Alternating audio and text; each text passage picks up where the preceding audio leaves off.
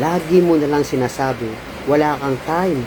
Pagdating ng araw ng magsisimba ka na.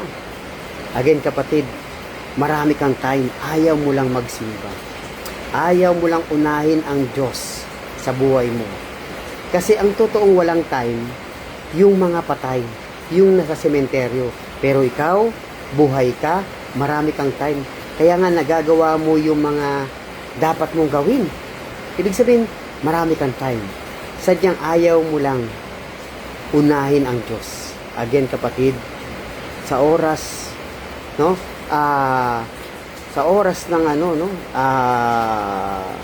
pagsisimba, sa araw ng linggo, please sikapin po, no? Sikapin mo na makapagsimba. Kasi bakit? Kapatid, napaka-importante ng pagsisimba. Kasi yan po yung utos ng Diyos, sa ikatlong utos ng Diyos na kailangan magsimba.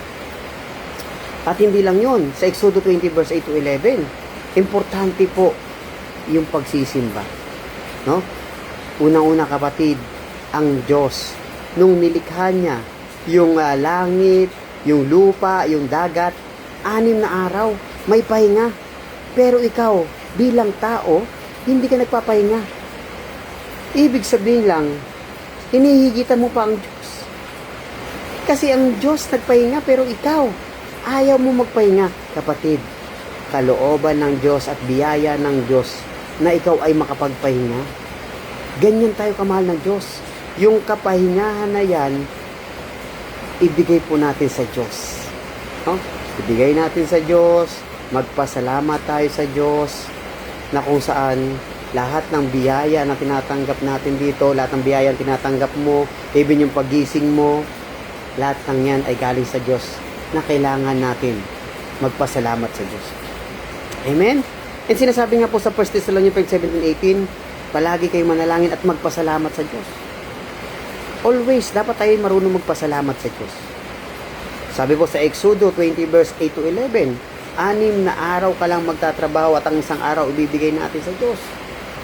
Yan ay sa araw ng pagsisimba po natin. Yung pagtitipon, kailangan nagagampanan po natin yung pagsisimba po natin. Kahit yung may mga sakit, kailangan din po nila magsimba. No? Online mass.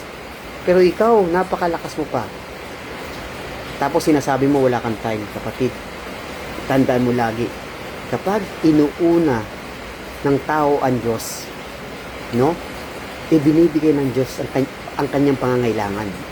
Hindi lang yun. Kapag ikaw ay inuuna mo ang Diyos, nandiyan yung pinaka-importanting biyaya. Tinatanggap mo yan. Tinatanggap natin. Yun yung katawan ni Kristo na nagbibigay ng buhay na walang hanggan. Diyan po yan tinatanggap sa banal na misa. Pati po yung banal na salita ng Diyos. Doon po binubusog yung kaluluwa sa pag-attend po ng banal na misa. Kaya kapatid, please naman, unahin mo ang Diyos sa buhay mo. Please, inaantay ka ng Diyos. Gusto niya na marinig mo ang kanyang banal na salita.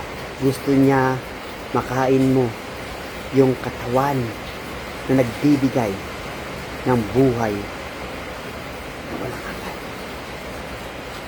Amen. Manatili po tayong cute, Catholic until then. Bye everyone. Love you all. Spread love.